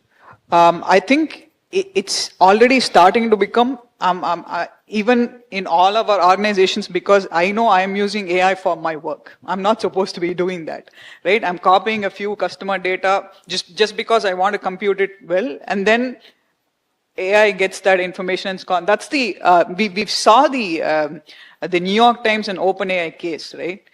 New York Times, their editorial is their IP. And those guys just stole their IP. So that's how all of the businesses also happens. Yeah. So that's where we're actually losing business IP. And I think that'll be like a very significant impact on each of our business. Why it's an existential thing, like he was saying in the beginning, right? You have to be paranoid about this. Yeah. Sure. So, okay, so we have to move on to the next person, Aparna. So, but thanks for that. Manish, she spoke about a little bit about our safeguards, and I'll just have one more question after this, and we'll open the floor. You guys are actually practically determining if RFPs are being responded to. If they're not done well, you just said there's obviously a lot of risks over there. What kind of safeguards do you guys have to build to make your products actually work best for organizations? First is, again, we do have, none of them is done autonomous way using AI. We have human in the loop when all the conversation or all the draft that is getting prepared. And we have also implemented something called as an trace score. For every response that we generate, We also generate a score, which is called as the trace score, which is trustworthiness, saying that, okay, from where we got this response, is it trustworthy? Relevance, whether it is relevant, whether it is accurate, whether it is complete, and whether the response can be explainable, saying that, okay, from the source. So we have created this framework, and we do show score to the SMEs, saying that, okay, this is the response, and this is the score, and this is all the sources from where it came from. Now it's still on the human or still on the expert to go and review the responses and see whether it's accurate or not. Because RFPs, if there is something wrong in the RFPs, they will lose. And I don't think any of the business is going to take that risk, saying that, okay, that let AI do the job. I don't think that's going to happen. So I think human in the loop and the trace score along with it is helping them to do faster. Thanks for that, Manish. I have questions, but we don't have time for them. And I'm going to ask Jagan one final question. So Jagan, I mean, Aparna just told us that the more, you expose your company's communications to AI, there's obviously risks. But you guys are right in the center of it. You're expecting customers to open up their emails to you. You're expecting them to open up their SAP systems and all of the systems to you. Obviously, they have a bunch of questions in their hand, right? And they obviously are wondering what are the risks are there. How do you address some of them? So I would like to segregate into two part of this question, right? So like one is what happens like in every enterprise mind in taking a decision about AI. What happens if my data is getting trained in a public LLM, right? So that's a one issue, right? As Aparna told and others as is concerned, right? If I'm using Perplexity and putting my corporate data, what is going to happen, right? So it's a miserable mistake, which we are unknowingly doing it, but definitely it's a big mistake. So that's a first pain point. And the second pain point is like with the data, like whether my AI is going to hallucinate or give a wrong information to my customer, right? So to answer the first question, like how we are approaching through Tonai is we are building it as a private VPC deployable for larger enterprises. So that's the first plan to solve for bigger enterprises so that their enterprise data doesn't goes out, but they can leverage the full AI out of it. So we are building a custom RAG solution on top of it, and we are helping them to make sure that their data retains in their organization, their knowledge is getting stored and they're keeping on learning. They are utilizing the best of the breed of AI, but it resides in their environment. So that's the first pain point, right? And the second one is on the, if whether my AI is going to hallucinate, doing a wrong thing to customer, recommending wrong thing to customer, like there, we have implemented a controlled AI in such a way that human in loop and also the security guardrail is, imbibed into the architecture in such a way that, we are only injecting the data which are already successfully validated by the human. For example, if a complex problem is solved and everything is tracked in a Jira ticket, so and if it is completely successful, then a human will decide whether this can be pushed into my enterprise data or my Tonai brain. Then that will be used for by AI to take automated decision. Not like every data will get pushed, right? So like we have a human check and balance to make sure that enterprises can use this AI with a very accurate results. Thanks, Jagan. So one you're saying is you're drawing some boundaries as to what data can cross over into an LLM and what data cannot, and you're also including human in the loop in many of these areas. And obviously, the starting point for the data for the enterprise to share the data, you're trying to make it into something more safe, right? Fantastic. That's a lot, for this last 40 minutes. We're going to open the floor to questions. Yes, please. Some volunteer somewhere has to help us.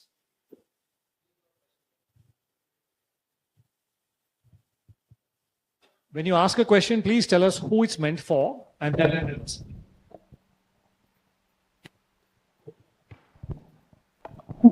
Sanjay Jain here. I would like to understand from each one of the panelists. You all spoke about general terms.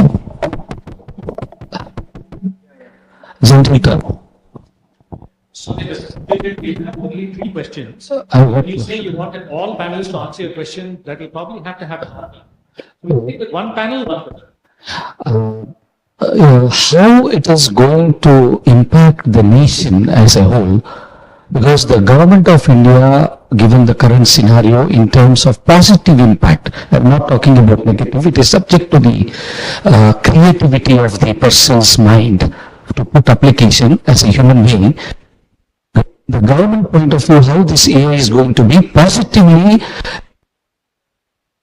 in terms of revenue, I'm asking from the positive sense, politicians, bureaucrats, etc. So your question, there are many questions in that. I'll just pick one summary question. What do you want to answer? Positive, anybody, it's up to the creativity. Aparna's going to go for it. I've been very interested in this topic because the scale of nation is crores and the business that we are doing is 10,000, 12,000, 20,000 people, right?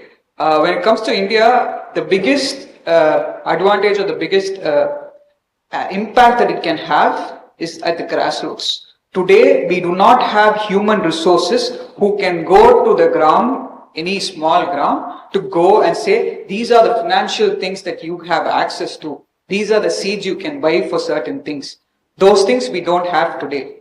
But AI can scale to that level in their own, in their language. Government is investing in voice, language and voice models. This is going to help them reach that. I think the impact that we're going to have across the strata of the society is going to be crazy. But national security, I'm not the right person to talk because I know that's something everybody is drawing lines. Yeah. Awesome. So we go to the next. To Raj, you mentioned about knowledge being made as a commodity, and you're in the health science part of it as well. If you take, for example, nursing has two parts to it. One is the knowledge of the person, of the pain, and the second thing, how to approach to it, the soft part of it. As the AI got into the sentiment part of it to address that particular issue, maybe having what the issue was, but as it got into the sentiment part of it, and maybe it's touch upon question to Aparna would be, you mentioned about the efficiency of AI. Is it getting translated to effectiveness also? For example, AI may be efficient in predicting the weather, but is it effective as predictions has gone better? And one more thing would be on the guardrails. Is it getting across the country and across all the countries, or is it only in particular patches within some companies? Yeah. See, I think when I do agree with Aparna previously. She said it's not just knowledge is commoditized, intelligence is commoditized. That's true, very true. And what is going to be left is really, I think, not which is I think the sixth sense we used to say is intelligence. That's gone, right? That's not our IP anymore, the human IP. The seventh sense, which we all, so far it was very negative, is going to become our IP, which is desire. So AI at this point doesn't have desire. So I think the compassion, the desire, the love for humans to have. Humans, we do like groups, that human to human touch. I think that is what is going to kind of be the future. The engineers who have kind of built last 20, 30, 60 years are going to become commodity. Our agent is going to replace the engineers. I think it's going to be the time of philosophers and poetry people and all that stuff to come. So when you said the nurses, I think that human touch, when you are in the bed, where you need a human touch there, the feelings, the emotions, that is the part. Yes, I want you to understand AI today also is showing emotions in the communications, right? I've had my AI tell me sorry 3 times when it gave some wrong answer. But it's we know it's a machine, right? We do know. But when a human says that same sorry, it means a different thing. Those cannot be at this point replaced, right? And those are all the human attributes which we've been taking it for granted, right? Where the intellect part has been always given the, I would rather say the feminine part of the human, right? Which is the softer touches. I think those are going to be amplified, but all the hard intellect, which we've been giving importance, is going to be replaced by AI. So I think, we are going to learn. It's going to transform. But I think generally, what we've been taking for granted or generally in the society is being ignored. The softer parts, the art, the philosophy, the music, And those are the parts which is going to be more human thing, and all the, the intellect part will become the machine agent thing. I think that's what I think of. You fired all of us again. One more question, please. This is Gopal from College of Engineering, Dindi campus of Anna University. Question to Mr. Manish. Let's postulate, as a teacher there, postulate every boardroom, wherever it is, happens in a sea of end users. Computing is a distant dream for them. The edge device is very powerful, time shared. Device itself is time shared. Each one licensed to permit only a handful of operations. What is it that we can do to prevent things going viral? My suggestion, are we trying out anything called simulated annealing? In case it goes. In old AI technique, simulated annealing, can we anneal that going viral? What are you trying to prevent from going viral, sir, again? Anything is a boardroom. Typical boardrooms, they are serious competitors. If all boardrooms are in a virtual space somewhere and they are all a sea of end users under these conditions, anything can go viral. You're trying to prevent, it's like a mass, adoption of something from happening. Is that what you mean by going viral? Okay. So he's asking, saying, in the age of AI, can AI be also used to prevent something, mass from being adopted or from going viral? In whatever way you think you understand. I'm still thinking. I can answer. I like the reasoning model you're using. The reasoning model here is also thinking, yes, Raj. See, I think basically, which we will be more and more talking about, right? AI, I think really we need to very seriously, sometime before it was asked here, is we need to very seriously, very soon think about guardrails for AI. I think AI, we should put circuit breakers everywhere. Every freaking place put the circuit breakers, and there has to be a layer of people who have the key for the circuit breakers. Because I am not afraid that AI the synthetic will become taking over the human. I don't think it will happen. But there is going to be a lot of rogue elements which are going to take the AI and take over the, do destruction or threat or whatever it is. So that's very much possible. So as we put this autonomous, it's becoming, we need to put circuit breakers every single place, and at a push of a button at a various level, be it town level, city level, state level, you need to put it to kill it. Otherwise, this can get viral. The companies have to think about the circuit breakers too, such as somebody was talking about, and I am a big culprit. I do put some information out there, and frankly speaking, sometimes I think I see the results later, and I think because I asked this previous question this is the way it's behaving, right? Lot of things, and it's a serious concern it is doing, and they are learning from it. It could be not the AI. The companies who are owning this AI are learning and putting some products which can come after you. Okay. To the degree now I'm even afraid whether the cloud which went is going to come back as data centers. Because when we went with the cloud, we didn't know this serious concern that these guys can take this data and do it. Now I'm thinking maybe we should bring data centers. So all these are valid questions because concerns which we were never aware of before has come to light now. So something to think about, and definitely put guardrails and circuit in every single way. Sure. Yeah. One more thing that I want to add is you can trust humans, but I don't think anyone over here is going to trust computers, because that is something that you cannot trust. What you get from computer or what from AI, it's just your initial one. Doesn't mean that okay, it is complete. Doesn't mean that okay, it is full truth. The only thing that you can do is always trust humans. Just adding to this, both the points that we are saying. So Carnegie Mellon University, some time back, created a business where there are no humans, the only agents. There'll be a human resource agent, customer support agent, IT agent, and all of that. And you know what? The business didn't succeed. They were not able to run the business is because AI started taking shortcuts and started cheating the other person. And like how humans do proxy, no, I am there, I'm not there. They started doing the same thing. And so their efficiency was less than 30%. They were not able to produce more than that at all. And I think that's sort of an answer in that sense is yes, there have to be guardrails, but AI is simply just mimicking us and they are lazy, right? So that's how it's going to be. No, Yeah. thanks for that. So I think so, so as the neural, what we also do is we track, AI news across and we sort of, for those of you who don't know what we do, just take a look at us as the neural.ai. We try and distill all this extreme explosion of AI news and then give this to you guys in videos and email newsletters to give you a counter view.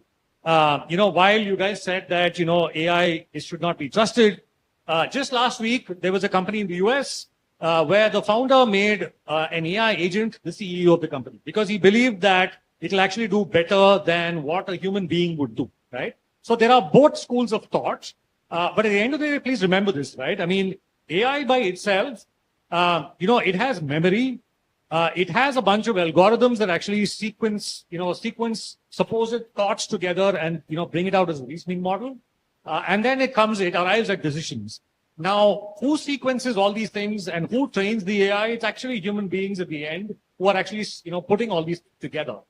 So there's also, so while on one side you can say that AI is great, you actually heard, Manish saying that, Manish and Raj and everybody saying that, we have to be extremely serious about AI. Boards have to be serious about AI. If they're not serious about AI, they're probably not serious about their companies. You also heard another counterpoint because of this question saying that can we trust AI or is it just going to go explode? So I think, you heard a different set of views from a wide variety of audiences, including Jagan, Aparna. So it's now, I think, for all of you to discuss and decide as to whether we really need to debate AI in the boardroom or we leave it out. Thank you. Thank you all. Thank you so much. Thank you so much, Ranjit, for hosting that fantastic panel. We really appreciated your valuable insights. I would now like to request Mr. Samas to come up on stage to felicitate Mr. Aditya with a memento. Mr. Samas, the editor of Puthiyathalaimurai. Yes, thank you so much for your presence.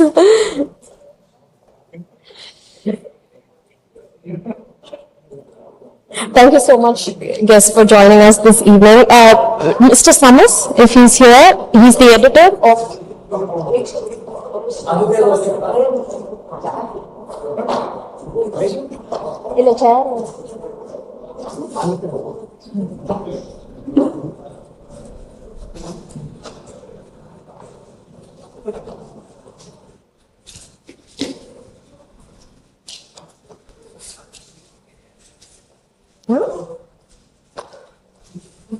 Yeah.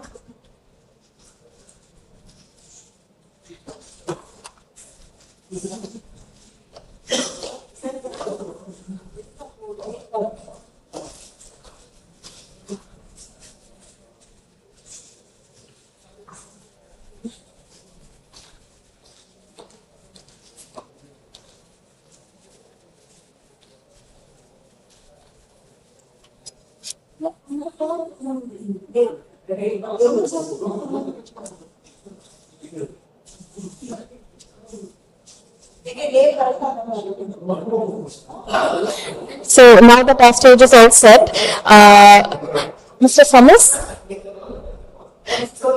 if you could please felicitate our guest, Mr. Aditya, with a memento.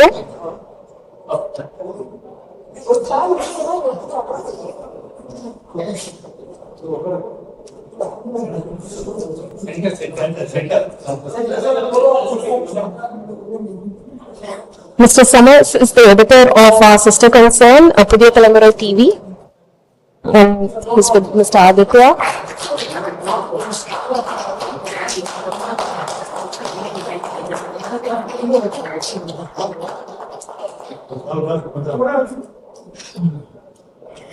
So as we roll into the final segment of our inaugural event of COGNI, we have Mr. Aditya Santanam. He's the co-founder and CTO at Chennai AI, who is our title sponsor for the event, and he'll be sharing some fascinating insights into the real-world applications of AI in decision-making. So Mr. Aditya, the stage is yours.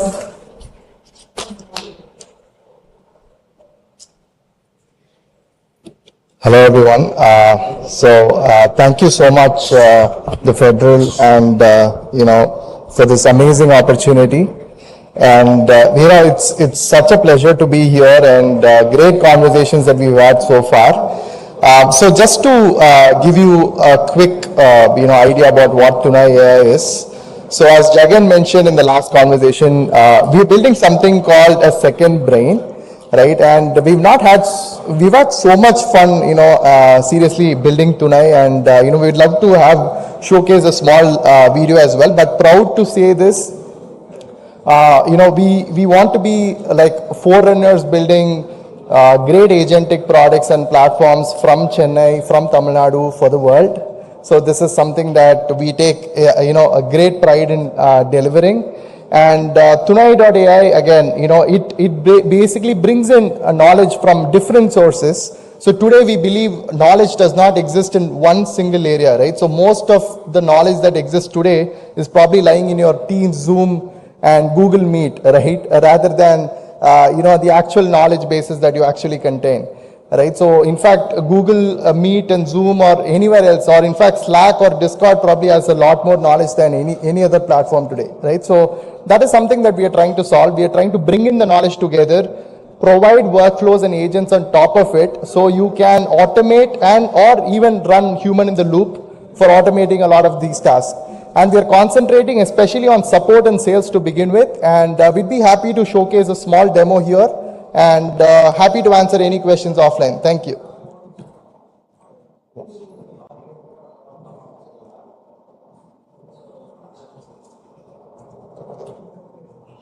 Well, demonstration of the Tunai platform. Tunai functions as an AI companion, acting as a powerful brain in the background. It learns from your conversations, actions, and patterns, remembers what's important, and interacts like an intelligent teammate. Tunai also automates tasks that slow you down, allowing your team to concentrate on what truly matters. At its core, Tunai has an evolving brain. Now, let's delve into a quick demo to better understand the power of the Tunai brain. Let's consider a conversation regarding the product, InfoSign. Assume InfoSign is building something on its community platform, and a user needs assistance with InfoSign. Specifically, they are unable to log into their Linux VM using InfoSign's passwordless login. The user is trying to troubleshoot the issue from a support perspective. They mentioned that they are using the CLI on their local machine and registered the public key last week. The user can tag Tunai and ask the query directly in that particular group. If Tunai has encountered this problem before, it can provide a solution directly in the chat.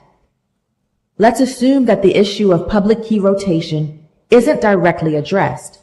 Have you tried logging in since rotating your key? Sometimes, the CLI needs to re-authenticate following a key change. This returns a specific solution that should help users identify their problem more effectively.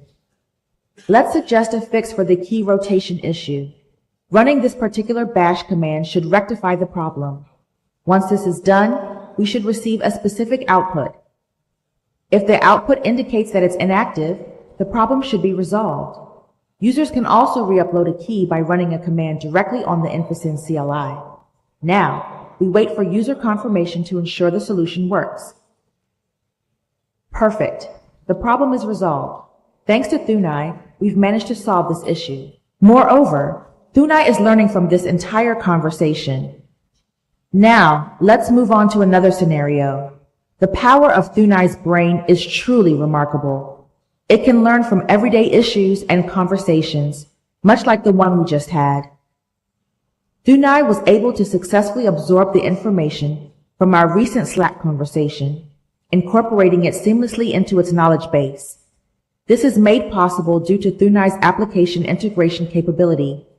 It interfaces with over 60 applications and can connect with its brain to perform numerous actions, as demonstrated here, all from Slack and all automated.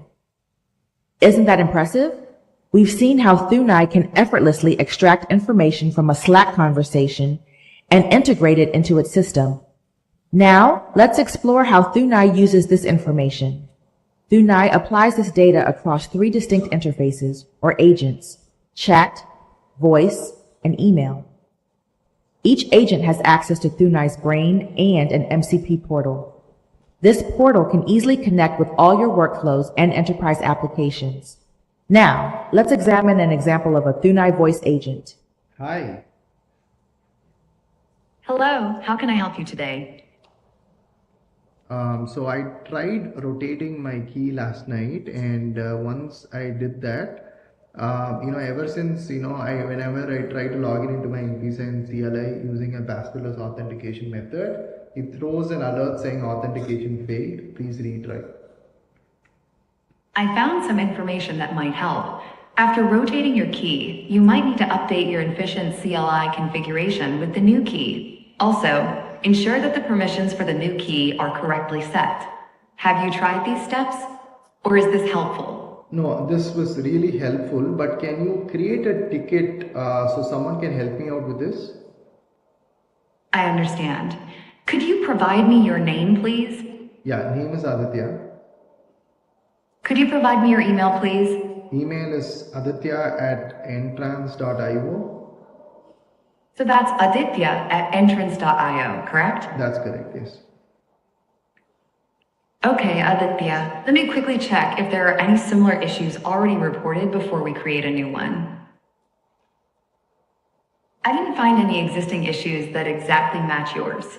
Let's go ahead and create a new one. Okay.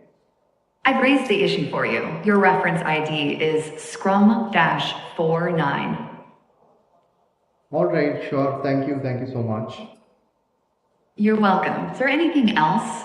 No, that would be it. Thanks. That brings us to the end of our brief interaction with the Thunai voice agent. Let's recap what we've just experienced.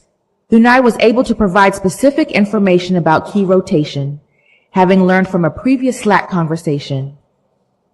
It was able to take the knowledge gained from that conversation and provide a specific solution. Moreover, when asked to create a new ticket, Thunai was fully capable of doing so. If you noticed, Thunai can also accomplish this using its screen share feature. Now, we will showcase how it managed to navigate to Jira and create a new ticket. Let's take a closer look at the Thunai's agent configuration screen. As you can see, Thunai offers a detailed summary of the recent conversation. It effectively captures the main issue regarding the rotation of the key. In addition, it provides a comprehensive log of the entire process.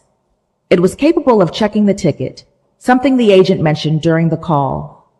It's important to note that this automated workflow took place while we were on the call, awaiting the return of the Jira ticket. And here is the Jira ticket that was returned during the call. Continuing from our previous discussion, let's further explore the fascinating features of the Thunai platform.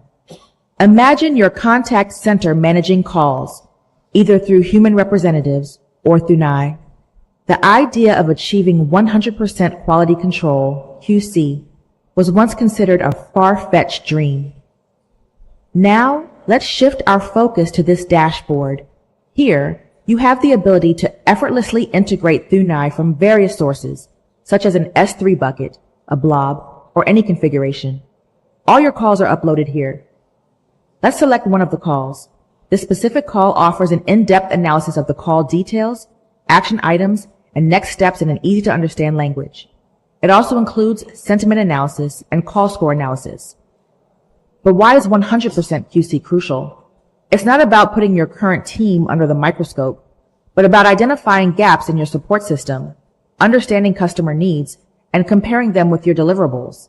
It enhances the intelligence of your existing system. Now, let's take a look at this call score analysis. The call score matrix is fully customizable and provides engagement metrics. Thunai delivers detailed insights into customer experience, engagement, and rapport building. Thunai doesn't just identify what went right or wrong, it also suggests improvements. All this information is readily available and is updated almost immediately after each call. Moreover, Thunai offers a clean metrics dashboard, providing automatic analysis and number crunching. It includes a call trend chart, call score insights, and automatic categorization of calls. It also displays meetings by sentiment and language. And if no language difference is detected, it remains blank. Thunai also automatically generates tags, making it easier to identify the number and occurrences of each tag. In conclusion, this is what modern contact center intelligence looks like. It's extensively used by L1 and L2 support companies to better understand their market signals. Thank you.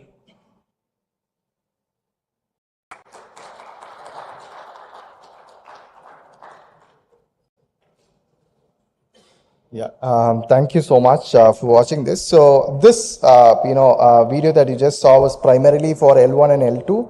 And just a heads up, I mean, we've been working with a lot of Fortune 500 clients, automating their entire support process, starting with L1 and also providing L2 support intelligence using the Thunai Brain. Yeah, thanks everyone.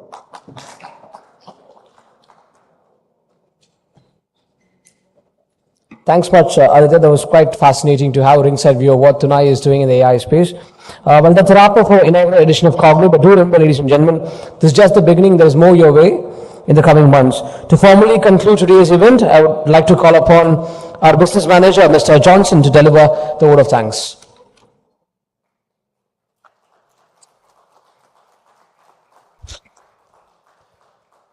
Good evening all. It is an honor to stand before you today as we conclude this insightful event, COGNI, the Boardroom series hosted by the Federal. This gathering has been a remarkable exchange of ideas shaping the future of AI in leadership and decision making. First, a heartfelt thank you to Mr. S. Srinivasan, Editor-in-Chief of the Federal, for spearheading this initiative and fostering meaningful discussions on AI's evolving role in the boardroom. As special acknowledgement to our partners, Madras Management Association, our esteemed renewed partner, for providing such a wonderful setting for this event. Thank you, sir. Thunai AI, our title sponsor, for their invaluable support, and the Neural, our knowledge partner, for bringing deep expertise to the conversations today. We extend our sincere appreciation to our esteemed speakers for their invaluable insights. Mr. Dinesh Vargarajan, Chief Product Officer, Christo, your fireside chat provided deep insights to AI's strategic impact. Mr. Jagan Silvaraj, CEO of Thunai AI, Aparna TA, Head of Enterprise IT Solutions at Manage Engine Zoho, Mr. Manish Bafna, SVP of Engineering at Responsive, and Mr. Raj Babu, Founder of CEO of Aglisham Labs. Your panel discussions have illuminated the path forward for AI integration business strategy.